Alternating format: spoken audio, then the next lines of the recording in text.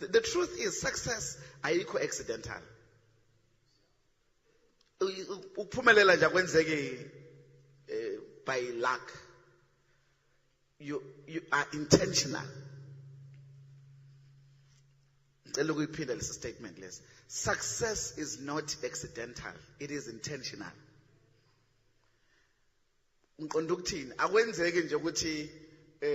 Unless win a lotto.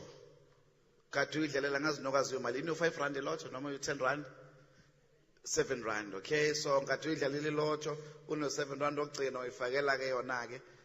and then it's by accident. But the probability of that, out of 55, 60 million people, it's the probability of that. Can you say what in okay.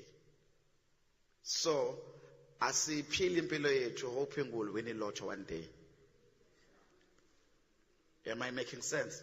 Siphila impilo yethu outside of a lottery, but understanding ukuthi sifuna ukuphumelela. So we have to be intentional in wanting to become successful. So statements of Kala Saming's show is ukuthi it is not accidental, but it is intentional. Akwenzeki nje ngengozi, akwenzeki ngephutha, unless uzothola inheritance from someone ozokunikeza okade ungamazi nokumazi niwagadekela ama-emails eniwatholayo anjalo ethi you've got British pounds ahleli and ubokwazi ukuthi uyaskenywa ke lapho. So we don't live our lives waiting for such things. We live our lives knowing ukuthi there is something that we want to achieve at a particular time. Niyanyezwa bazalwane? Okay. So that is my opening statement. Now, you see, like I was saying last week, if nabantu abawu 5 whose lives are going to be transformed, who are going to begin to act, ngabe ngiwenzile umsebenzi wami for the rest of the year. Uzothi omunye mfundisi njengoba siba ngaka wayefuna 5 ingoba ngiyazi khona abalaleli izwa bangezolenza. Ngicela ukuphinda. Ingoba ngiyazi khona abafuna ukukitayizwa yizwi kodwa banga act kulona. Mina ngifuna ke abazothi masebelizwile izwi ebese bagijima nalo. Uma bebe u5 bawu 10 bonus, bawu 100 impela ngothi inkosi umuhle. Uma kuchoba ngaphezulu kwaloko impela senga retire nokuretire ngithi inkosi uyamangalisa. Niya understand abazalwane? Izaga 6 verse 9. Uyakulala kuze kube nini vilandini kushizwe njalo. Uyakulala kuze kube nini bani? Uyakuvuka nini ebuthongweni bakho na kushizwe. Kusho ukuthi into yobuvila kuyona into yanamhlanje. Into endala. Kodwa uSolomon, being the richest man ever on earth and the most successful kingdom under him, he is able to understand ukuthi kunabantu abamavila. Uthi uyakulala kuze kube nini vilandeni, uyakuvuka nini ebuthongweni bakho na, is verse 10. Ubuthongo obuncane, ukozela okuncane, ukusonga izandla kancane kuze kulalwe. Bese kuthi ubumpofu bakho bufike njengomhambuma nokuswelwa kokho njengomuntu. Bese in other words, lithi ubuvila bakho is guaranteed to lead you to poverty. By loving sleep, you will stay on poverty. Uthi ke, and poverty will come on you like a bandit and scarcity like an armed man. Poverty will come. We are inviting poverty. You are inviting poverty by ukulala. Ngesizulu sithi ayikho inkomo yobuthongo. By inkomo siqonda ukuthi inkomo means wealth. Angisibazalwane. So ubuhle bendoda yini? So it's nakhona lapho akuqondiwe inkomo in the literal sense of a cow, but a cow represents your wealth. So masithi ayikho inkomo yobuthongo siqonda ukuthi ayikho ireward yobuthongo. Philippians 4 verse 13. Scripture sisijwayele nginamandla okwenza konke ngaye ongiqinisayo. Siyasazi siyasiquota, I can do all things through Christ who gives me the strength. Siyasazi bazalwana ngithi. But there is a key word I want us to see. I can do. I can do. So the key word is do. Shout and say do. So the key word is do. NgoKristu ngingenza konke. So ukwenza is an active, it's an action. So we'll come back to it a little bit later. Namhlanje ke ngifuna ukukunikeza izinto eziwu5 bese sibuyela back to lama scriptures okuqala. Eziwu5 eziyindlela ezokwenza ukuba uphumelele. Ezimhlahlandlela ezizokwenza ukuthi uphumelele. Mawubambele izinto eziwu5 bese uyazenza zibhale. Number 1, set goals. Uthi Proverbs 21 verse 5 okhona. Bafowethu akekho umuntu njengoba ngishilo ngathi success is not accidental. Akekho umuntu ophumelelayo engenama goals ngempilo yakhe. You will have short-term goals, you will have long-term goals, but uma ungenama goals uphila nje impilo usuku nosuku as the day comes. Ngakusasa izolo liyafana nengakusasa. Ngicela ukuphila. Izolo lakho uma lifana nengakusasa lakho, there is something wrong. Kumele kube khona umehluko between izolo nekusasa nekusasa. Now, imicabanga yokhutheleyo isenzuzweni, kepha eyabo bonke abaphangisayo isekusweleni kuphela. Asiye ku Proverbs 16 verse 9 says something nakhona quickly. The plans ngicela ubuyele ngale. Let's look at usivula manje. The plans of the diligent leads to profit. So there has to be a plan. And then in your plan you become diligent. Uba diligent ukhuthala. But there has to be a plan. Shout and say a plan. What is your plan? Do you have a short-term plan? Yonyaka, your 3 months or 6 months. This month, njengoba kumhlaka asithi nje kule quarter le ufuna ukuachievana kulo 3 months nje asithathe nje kusukela Monday umhlaka 26 27 angithi 27 kusukela kusasa and say between 27 May to asenze 1 nje khona kuzoba lula kusukela mhlaka 1 June to umhlaka 30 June yini engifuna ukuachieve ngokwe career yami. Yini ngifuna ukuachieve financially, yini ngifuna ukuachieve spiritually. There has to be a plan. You must be intentional about success. Ayikho accidental. Ngifuna ukusiphinda leso statement. Isuka into yokuqala ebalekile is for you to have a plan. Have a plan ya 3 months. Have a plan ya 6 months. Have a plan ya 1 year. Have a long-term plan ya 5 years. Asishiyeke lapho. Asiqale nje ngalawa amancane ngoba uzohlamba uzohluleka ukuplana u5 years. Ake ngenzele isibonelo nje, especially kulabo asebancane ngiyabaxolela sebekhulile. Kulabo abasebancane between the ages of 20 and 30. This is how I've categorized life. Between the ages of 20 and 30, usuku build a career. Most between 20 and 30 is to build a career. Between 30 and 40, you are building your management level in your career. In other words, you are building your leadership skill in a career. Between the ages of 40 and 50, you are now, and lapho usakhulisa nomndeni, usathola abantwana, niyayibona into engisho abazalwane. 20 and 30 find a finder womkhwenyana nokuthi awukazi ukuthi ufuna usafuna i6 pack noma umfundisi nabo babesafuna ama6 pack ngaleza ikhadi wathola i10 pack yena niya understand abazalwane. So yabo mose ma 20s usakhulu usemncane usenale ideal man kodwa umhlaba ukutshela ukuthi hayi there is no ideal man. Laba abayifew ababuka ku TV yakubona bonke aba available. Okay, now the point I'm trying to make is but at least on a plan, between the ages of 20 and 30, this is what I want to do. This is what I want to, ngithole a husband, ngithole a wife, etc., etc. 30 to 40, I'm building my career. 40 to 50, 30 to 40, I'm building my management capacity in the career. And then 40 to 50, lapho sengiyaqala manje sengiya-investa, sengi-investela ikusasa. Imqashiso. Usunemqashiso, usunama-tuck shop awu-3 waranayo. We are now taking imali yakho. Angiphela manje usukhulile, usemncane, awusanendaba nazo zonke lezi eziningi. Your focus is now on building wealth.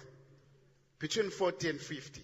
At 50 to 60, we are now consolidating. We call it that phase a consolidation. So you are consolidator manje, and you are slowing down. The truth is, in your 50s, usukhulile, don't understand that.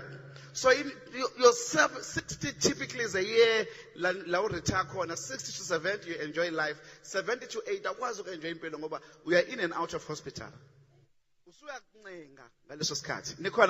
So 60 to 70, uyazama ukuncenga, usuyencenga ke impilo lapho. Ingakho ngamthanda umuntu omncane othi ngiyancenga ebe na 30 ena 20 uncenga kanjani ukhulu ngathi siyancenga ngoba namhlanje ngiyawo ziyalunga kusasa asavumi. It's understandable, i-age ayisavumi ukhona ngizwayo. So awuncengi umuntu oncengayo umuntu osekuma 70s, between 70 and 80. Ngeke uncenge una 30, ngeke uncenge una 20, ngeke uncenge una 40, ngeke uncenge una 50, semncane awukancengi ngaleso sikhathi. Niyangizwa bazalwane? So the point is, there are certain times where kufuneka ngabe wenza khona izinto. Don't wait until kuze kube late kuyikhona uvuka. Umuntu omusha, start now having a plan and being intentional about your life. The truth is, masisebancane sicabanga ukuthi nje yonke into ilula. Ukhona ungunderstand that? Okay, nisahamba namba zalwana. Be intentional about if ngayithola le sermon le. Ngina 20 or 21 ngabe impilo yami ayifananga. Ngoba ngangizoqala ngibe intentional and have a plan about my life when I was young. So number 2, set goals. Shout and say set goals. What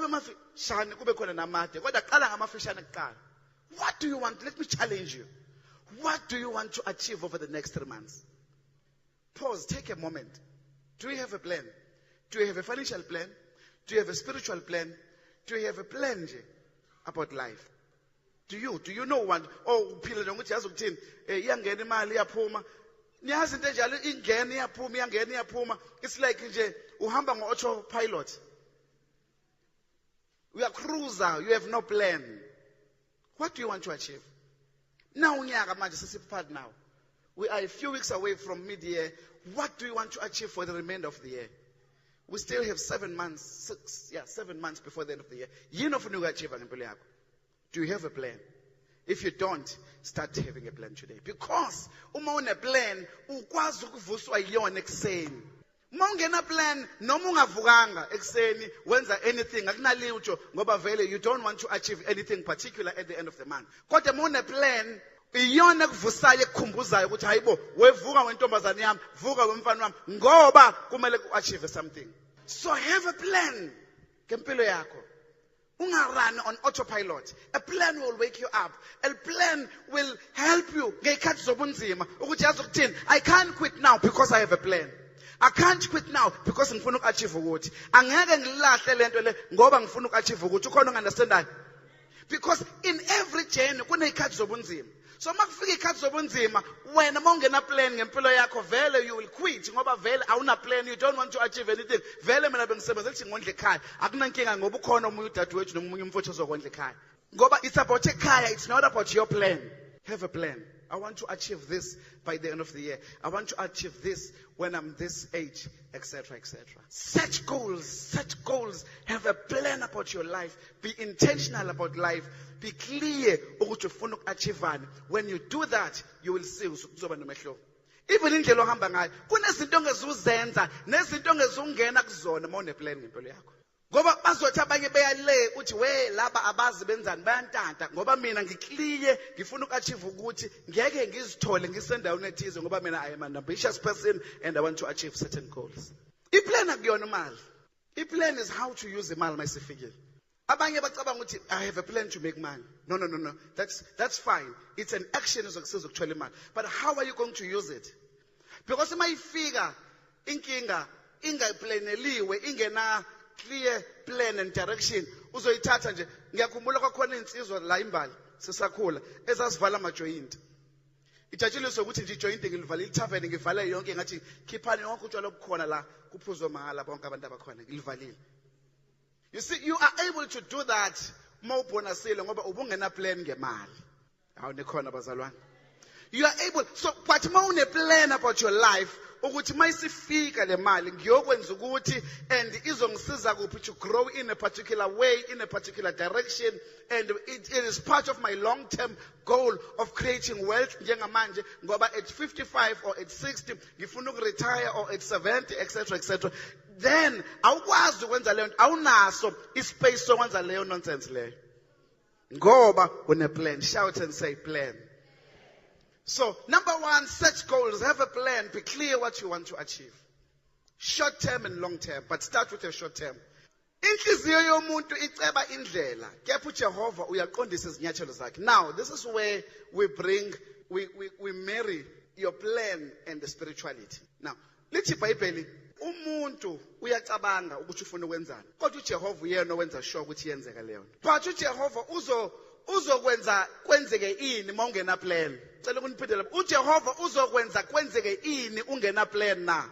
So lithi in his heart a man plans his cause, but the Lord determines his steps. Bese lithi the steps of the righteous are ordered by God. Izinyathelo zolungileyo ziholwa uNkulunkulu. uNkulunkulu uzokuhola ekusakuyiphi plan ungena plan na. Number two, learn and grow. Learn and grow. Learn and grow. Funda, ukhule. Kunama courses ongawafunda. You can read books, relevant books. Kune subject ekade ngifuna ukuyazi kakhulu last year, emotional intelligence, EQ. I must have read over 25-30 books on EQ. It's ngixoxele. I read over 25 to 30 books. I'm not sure mangaki on emotionality because ngifuna uyi-understand angithi. So ukuze ngiyi-understand ngidinga ukuzwa ama-perspectives ahlukahlukene about the subject. So ukuze ngiyi-understand ngidinga ukuhlala kuyona. I wanted to understand more about the fourth industrial revolution. I read 18 different books on the fourth. So the last, up until probably February, March this year, from about June last year, for 8 months, 9 months, just on those two subjects, I read over 40 books. And it's what am I doing? I'm empowering myself. One, I'm acknowledging ukuthi angazi yonke into. Yabona lo ocabanga ukuthi wazi yonke into. Isingixoxele, usefike kwisilingi ngegrowth yakhe. Lo owazi ukuthi angazi kahle. Nginolwazi oluncane, I need to become better. Noma ngabe kuthiwa uhlobo lini lomsebenzi olenzayo, keep on growing. Noma ngabe kuthiwa iluphi uhlobo lomsebenzi olenzayo, there is something new that you can learn. Learn and grow. How do you learn? You learn through courses. You learn through reading books from experts. You learn through workshops. You learn through talking to others. You learn through mentorships. You learn through coaching. So you are acknowledging which angazi konke. Kukhona ngikwaziyo, ngi-expect to a certain limited extent, but I want to become a better person. And a better person learns. A better person ihlala ku-internet, ibheka ukuthi kukhona ini, ibheka ama-papers, ibheke thoughts of abanye abantu, ibheke ama-perspectives of other people. So number two, learn and grow. Shout and say learn and grow. Abantu abangafuni ukukhula, isikhathi esiningi ilaba abazitshela ukuthi bayazi. Ilaba sebezitshela ukuthi hey, ngi-expect kuleyo area leyo. Ikakhulukazi masisebancane, asive sizitshela ukuthi sesiyazi kanti sisakhula. Abanye ke thi ngikhulume ngalabo. Abanye khona abanye siqala izinto kodwa abangaziqedi. Nganga esikoleni ngo-2006 kuzalwa uAsavela ngangiqala. Unkosikazi wayobeletha uAsavela. And then umambelethe ngahamba a few days later. I think he was like 3 or 4 days old. And then 2006 ngafunda, 2007 ngafunda, 2008 ngafunda, hayi bafowethu and ngaphasa kahle. Ngo 2009, 8 kofuna ngiqede, fast forward ngaze ngaqeda ngo 2014. Wathi umngami anginayo indoda la ezofika ingishiye ihambe unoKhadija ezalwa ngo 2008 naye kwaqondana ukuthi ngiye eclassini ngoFebruary. So wambeletha uKhadija ngaphinde ngahamba 2 days or 3 days later. Baqondana labo babili. Wathi ngeke uzungishiye iminyaka izibe emibili ngishiya ngithola abantwana bese le yanto ungayiqedi. Hamba uyiqedela. Ngaze ngagraduate ngo 2014. Ngafunda mina 9 years, 15 year process. Ngafunda 9 years. Ngenza into akufuna ngenze over 2 years. Kodwa ngaba ngase ngitshela ukuthi course work ngiqedile, sekusele dissertation or research work. Wathi umngamhamba uqedela. Ngoba ulwa nomoya wongaqedi izinto. Washo kanje, wathi ngilwa nomoya wongaqedi izinto. Yabona nalema yobiqalile nje wangayiqeda nelandelayo uzophinda uyiqale uphinde ungayiqedi. Then ukhondolo lokungaqedi abakhona bayazi into enjalo. Ngoba ngo 2000 ngangenza iMBA nayo ngangayiqeda. Ngaqeda icoursework, ngangaqeda iresearch yami. Usethi ke uyabona ke manje usuphinde kwesibili. Nokwesithathu kuyeza, nokwesifo kuyeza. Hamba buyele deskini yoqedela into ayiqala. Nekhona bazalwane. So ngizama ukuveza ukuthi nami ngeke ngaba naleyo weakness leyo. Kodwa ngonxa yokuthi nginomuntu owangiguide, owangithethisa, wadonsa ibhande walibeka la eceleni kwakhe. Wathi ukungahambi uzoyibona into engizokwenza yona. Bookkeeper no yohamba eStellenbosch. Nekhona bazalwane. So umoya wongaqedi ngiyawukhaba. Ngiyawukhaba umoya wongaqedi namhlanje. So number 2, sithe learn and grow. You've got to grow. You've got to keep on learning. Number 3, have faith to overcome fear. Baningi abantu abangaqedi izinto, abangaqali izinto ngenxa yefear. Baningi abangaqali izinto ngenxa yokusaba. Kodwa namhlanje sithi have faith ukuthi lento isabayo uNkulunkulu nawe and uzoba nawe along the way. Ithina silaziyo izwi elithi uma uNkulunkulu engakithi ubani ongasimela na? Liphi lelo lizwi manje mawususaba uqala lento uNkulunkulu akutshele ngayo na? Have faith.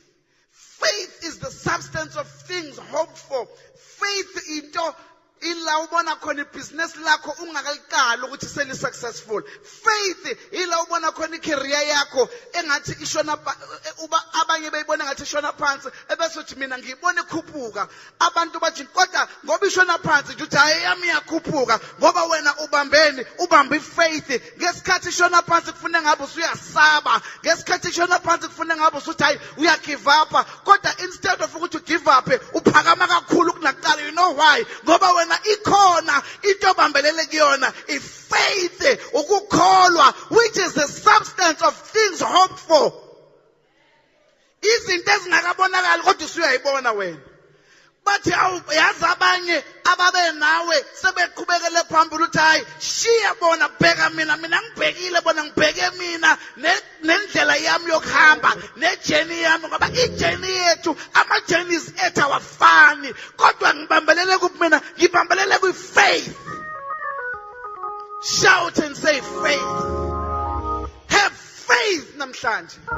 Have faith ukuthi journey yakho noma ngabe kuthiwa i-career yakho noma ngabe kuthiwa i-business lakho noma ngabe kuthiwa yini oyenzayo ukuthi uNkulunkulu ngakuwena and uNkulunkulu hamba nawe endleleni. So overcome fear by faith. Overcome. Fear isenza singaqali. Fear isenza noma sesiqalile uma kufika ikhathi zobunzima sisabe. Fear isenza uma kufika ikhathi zobunzima si give up. But namhlanje ngizomemezela ukuba mkhulu uNkulunkulu ophila kuwena kunalo osezweni kunalesimo esinzima obhekene naso kunalesimo esibone ngathi sizoqeda ngoba lo ophila kuwena unamandla. So number 1, set goals and have a plan. Learn and grow. Have faith to overcome fear. Faith is ukhiye bafowethu. Faith, having faith uNkulunkulu ophila kuwena is everything. So awuqalile umsebenzi empilweni yakho. Uyena futhi ozowuqeda. Lokunikezele ya idea to start something. Uyena ozokusiza ukuthi yenzeke. But have a plan bafowethu. Because he will direct your plan. If you have no plan, there is nothing uNkulunkulu azokwazi ukuyidirect. Uzodirecta uNkulunkulu. So mongena plan ungagrow. Nyangizwa and unefear. Hayi ufana nalo lalayo. Yini ezokuvusa ekseni? Uzovuswa yini ekseni? Ngoba awuna plan. Uzovuswa yini ekseni? Ngoba you don't want to learn and grow. Uzovuswa yini ekseni? Ngoba you have fear. Number 4, be a builder. Iba umakhi. Build others. Build other people. You see, on your road to success, you build other people. You celebrate others when they're doing well. You are not a critic. You're building leaders. You're building other people. You say, praise the Lord.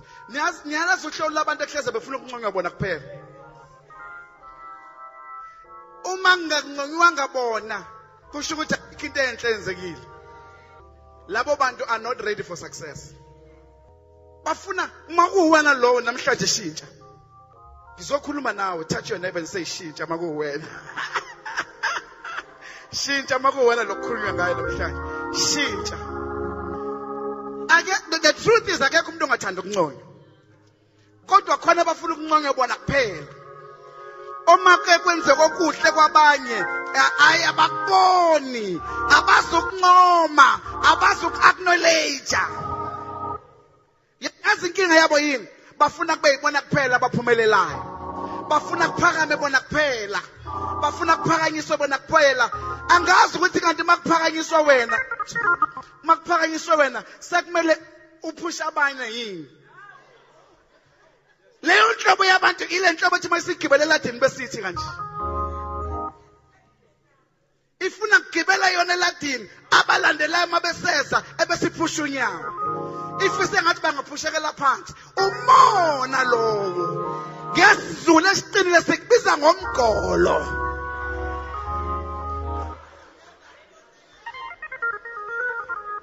Ngesizulu esiqinile. Ungachuki ifuwe isizulu leso. Ungachuki. Nikhona lobazalwane. So be a builder, build other people. On your road to success, even kungangalungi kuwena, build others.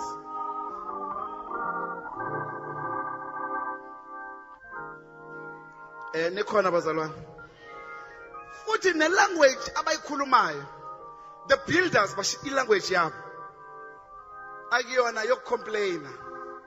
Kodwa language ukuthi it's going to get better. Kube kunzima, it's going to get better. I've got a feeling everything is going to be all right. Hey, hey, hey.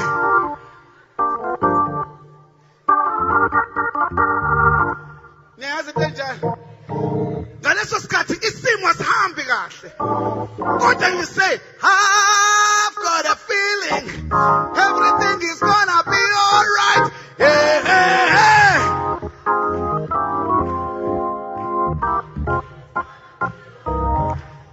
Niyazi le ngoma bazalwane. So, ngaleso sikhathi you don't know uzodlani. Umsebenzi awukawutholi. Kodwa ngoba you are on your road to success, you have faith, you have learned and you have grown, you have a plan about your life. You say, I've got a feeling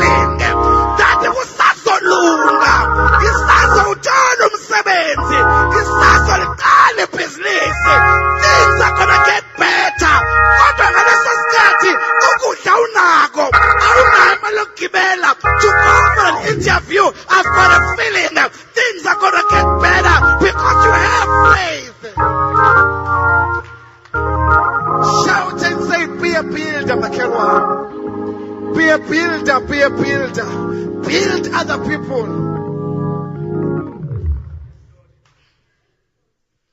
So, number one, set goals and have a plan. Number two, learn and grow. Number three, have faith that you'll overcome fear. There's something I missed, Lapa. Isaiah 53, I think verse 4 called. Jesus was rejected. Little Bible, he was rejected. Verse 3. He was despised. Little was zondwa. And he was rejected. He was a man of sorrows, acquainted with grief. Little ubuso bakhe babungabukeki. uKristu lo okhulunywa ngaye. Inkosi yamakhosi lekhulunywa ngaye. uJesu lo okhulunywa ngaye. The Lion of Judah lo okhulunywa ngaye. Kodwa lithi he was rejected. So I am saying, you may have been rejected. You may be in sorrow njengamanje. You may be in grief njengamanje. But ngizokutshela ukuthi things are going to get better. You may be in pain for whatever reason njengamanje. There may be valid reasons. You may have been released emsebenzini. Things may not be going well emsebenzini, and you are in grief or you are in pain ngenxa yalokho. Whatever pain obone ngathi ngizokutshela namhlanje ukuthi I went through pain ngo-2017 kodwa uNkulunkulu wasibamba isandla sami. I went through tough times ngo-2017 when I was attacked left, right and center in business. Kodwa uNkulunkulu ngoba ngangihamba naye, I had faith kuyena. I had faith that I will overcome. I had faith ukuthi lo bunzima buzodlula. Nawe mntaka baba ngaso ubunzima obhekene nabo manje ngesuccess yakho endleleni yakho yesuccess obhekene nayo, kodwa ngizokutshela ukuthi uNkulunkulu nawe. Ngizokutshela ukuthi wena ngeke baze bakunqobe ngoba uNkulunkulu unawe. Ngithi ngeke baze bakunqobe ngoba wena awusazilweli izimpi kodwa sewulwelwa yena uqobo. Ngithi hamba naye. Ayimcela ukuthi qhubeka Nkosi, ubambe isandla sami. Bamba isandla sami ndodana kaDavide. Bamba isandla sami ngonyama yezulu, ngonyama kaJuda, Lion of Judah. Walk with me along this journey. I'm in grief, Lord. I've been rejected, Lord. I'm in pain, Lord. Things are not going well, Lord. But I've come to tell you, namhlanje ukuba things are gonna get better. Just have faith in him that he is able to exceedingly and abundantly above all help you out of this situation. Kuneculo sasilicula sithi bamba isandla sami ndodana kaDavide. Namhlanje alicule with the meaning in your pain, in your rejection, in your grief. Obhekene naye. If yena ingakho phela uma ibhala obhalayo athi uyabaza ubuhlungu esadlula kubona and uyazwelana nesimo sethu ngoba ungumpriest owadlula naye kodwa ebuhlungwini. Akafana laba bake abapriest babengahlushwa yilutho kakhulu ngoba babe right behlonishwa. Yena kodwa lethi iBhayibheli washaya. Akekho umuntu wayengashaya umpriest. Awungunderstand? Ngoba umpriest wayihlonishwa emphakathini. Kodwa yena waba umpriest. He was a high priest, uKristu. Kodwa is a high priest azange ahlonishwe njenge high priest emphakathini. So yingakho they were able ukuthi bamshaye ngoba wawuzothi hayi ngoba uJesu wayengumhigh priest akasazi lesimo engidlula kusona. Kodwa lithi iBhayibheli he was rejected as a high priest enjalo. He was in pain even though a high priest. He was in grief even though a high priest. Lize lithi maliqhubeka lithi ubuso bakhe babungasabonakali ngenxa yegazi elalixhasa. Ongasabona ukuthi uyena ngampela yini indodana kaJoseph leyana. Ngenxa the face was deformed. the face liyaqhubeka lithi washawa wagwazwa the spikes ayela kuyena ekhanda axesisa igazi ubuso bakhe babushayiwe wayigcwele amathe wayigcwele any type of material ongayicabanga anything ewungcola ongayicabanga anything enyanyisayo ongayicabanga kodwa this is the high priest.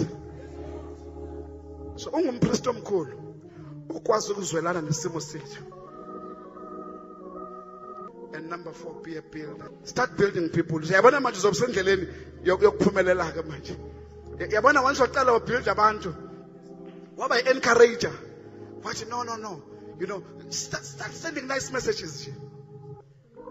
Start sending a message and say, you know, angazi uNkulunkulu thanje angikuthindi ngilizwe umuntu abesenhlizweni yakho.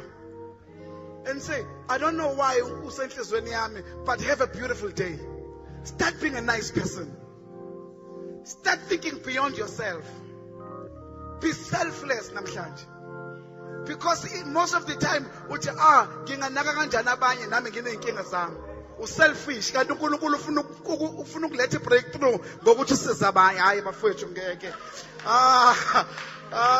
Uthi omunye umfundisi a friend of mine besinaye a couple of weeks ago sikhuluma nje sixoxela we had lunch masiqede lunch sikhuluma sithi hey simpintshekile mfowethu kulezi insuku lezi soba yi2 sikhuluma sithi hey simpintshekile ngisho nami ngipintshwe yini nayo asho ukuthi upintshwe yini sithi hey but ke at least you know izophela inyanga sithola amasentshana so sixoxele athi but soba yi2 asisebenza umsebenzi osiholela sithi hey ngithi nangazi ama clients sekuhamba kanjani kodwa khona terms uyabona nje nawe sebusinessini so umfundisi athi hey at least abazalwane bangifakele imadlana encane nje yokuthi ngikwazi ukufaka upetrol kuleli sonto leli bamnikezile bathi hey ngoba wayikhalela uthi hey bamfakela ke so kule mali yokuqhubha isonto nginaye kuvele kuqhamuke inceko akayazi lenceko akamjwayele yabona umuntu ohlangana naye kwi gathering bese nithi hawu sibani bani igama lami nguNhlanhla Khambule ebese uthi nawe hayi igama lami nguXolani wakwenzuza ekuphele kanjalo and then sikwi gathering ebese vele eyambona sihlele ngaphandle eHilton elounge ambone edlula ngendlela athi eyicela ukukhuluma nawe hayi abuye lenceko lensizwa lebisithi mfowethu nginenkinga ngihlala kaMashu ngiyazi sahlangana usangikhumbula lokungikhumula egama kodwa inkinga yami ukuthi la ngihlala khona ngikhishiwe nabantwana kuthiwa angibuye nemali engango 1800 rand ekseni bebemfakela 2000 rand phela ngiyangizwa bazalwane so uma ikhipha lo 1800 uzosala no 200 athi lo muntu akafuna ukuhamba fast forward kwakungabo 3 siphinde aphinde abuye lo muntu angazi babekhulume bathini aphinde abuye ngo6 athi hayi angisola battery bisifile so ngiyazi mhlawumbe ubungizama athi asiyangixoxela ukuthi bengingamzamanga nokumzama kahle bese ngimcrossile ngoba angifuni ukukhipha lo 1800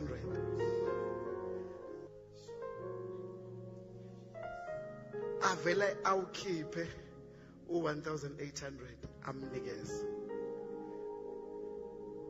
Look, the truth is u1800 rand in this bigger scheme of things akuyona imali enkulu kuyena ukuthi imali enkulu ngoba umpintshekile manje uNkulunkulu akamtestanga ngo1800 2 weeks later ngoba ubesezobe eseno 100,000 rand kwi-account yakhe kodwa umteste ngo1800 rand kukhona u2000 rand kwi-account yakhe ngoba uNkulunkulu ufuna ukubona ukuthi wena uma kukhona baswele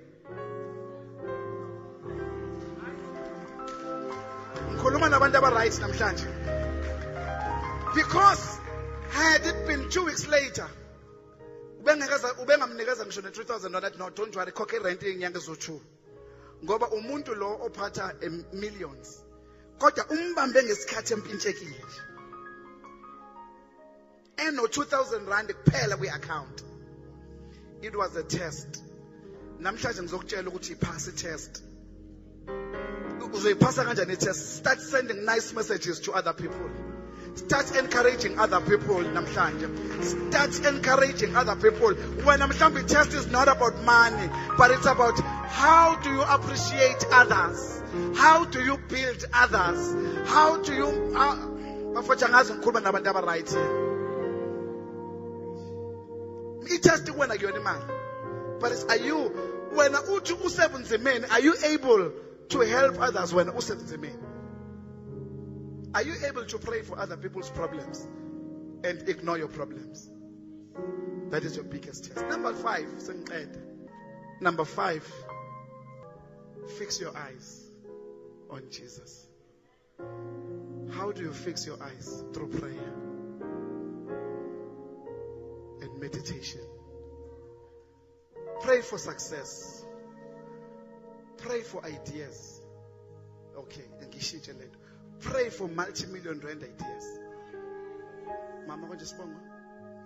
Mama Zondi, be confident. I'm saying, because I pray for multi-million rand ideas. Our prayers should be aggressive. Our prayers, Mama Mkize, should say, bless my kids with millions. The enemy wants us to be timid and modest and limit. And yet, I can do. I can do all things. Millions are in all. Oh, a job is included. Go all. A career growth is included. Go all. A business is included. Go all. If it is, I can do all things. It means you're going to speed. Outside. Pray your way to success. And begin to do. And fix your eyes with Jesus. You fix your eyes with Jesus. Mo fix amehlakho ku Jesu.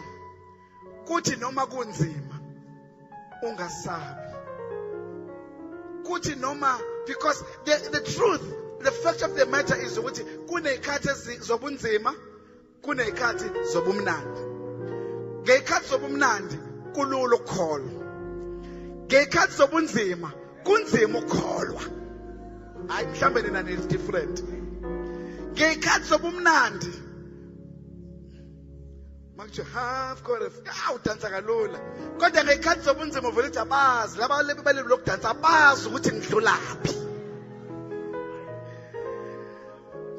Athi usister Ngola phaya athi bazalwane ngicela sisukume sishaye izandla uvele uhline kakhulu kunakuqala uthi lengane ngijwayela kabi. Ayazi inkinga engibhekene nazo. Awulwi nengane ulwa nesimo obhekene naso.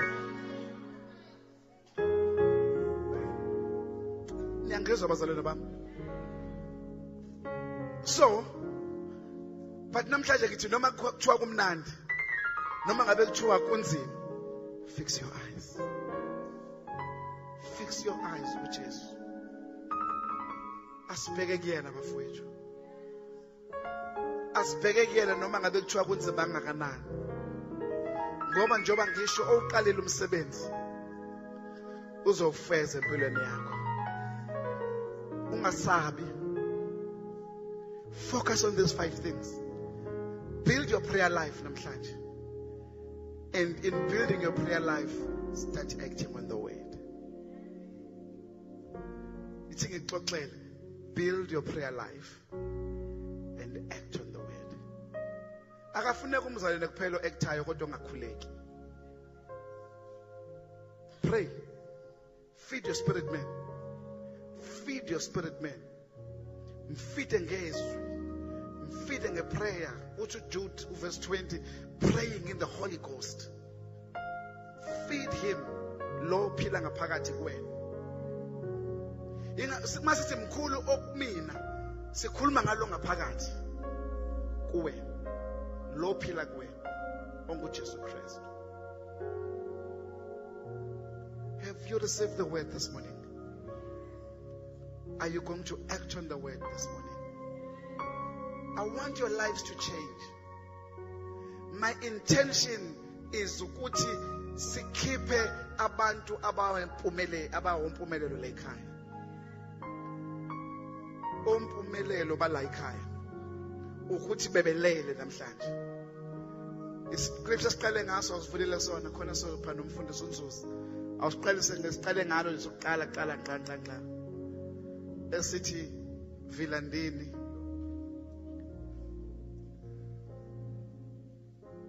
Uyakulala kuze kubenini Vilandini.